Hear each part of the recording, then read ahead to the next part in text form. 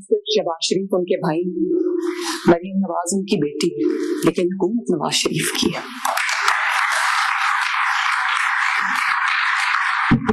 तो ये कहना एग्जैजरेशन नहीं होगी कि 40 साल में वो वाहिद रहनुमा है जिसने एक साजिश के बाद दूसरी साजिश जो है वो बर्दाश्त की, उसका मुकाबला किया, एक जुल्म के बाद दूसरे जुल्म का मुकाबला किया, 11 साल 40 साल में जलावतनी बर्दाश्त की, और वो तकलीफात बर्दाश्त की हैं कि जिनका शायद अहाता भी मुमकिन नहीं है, और शायद जिनको हम महसूस नहीं कर सकते, जिस तन लागे सो तन जाने। लेकिन आज भी अल्लाह ताला के फजल से पूरी आबोताब के साथ खड़ा है, और इस मुल्क का प्रेजेंट भी वो है, पास्ट भी वो है, इंशाल्लाह फ्यूचर भी वो है।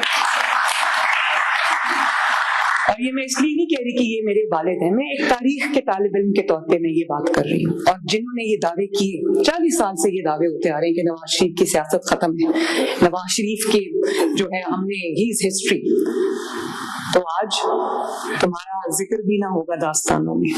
आज वो तारीख के किस कूड़ेदान में पड़े हैं, तारीख के किस किताब में बंद पड़े हैं, हम नहीं जानते। जिसके बारे में वो ये कहते थे वो ये आपके सामने बैठे हैं अल्लाह ताला के फजल से। उसकी वजह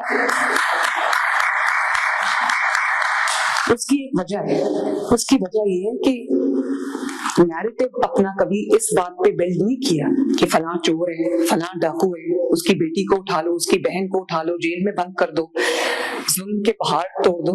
अपना नैरेटिव बिल्ड किया तो वो खिदमत के ऊपर किया, मेहनत के ऊपर किया।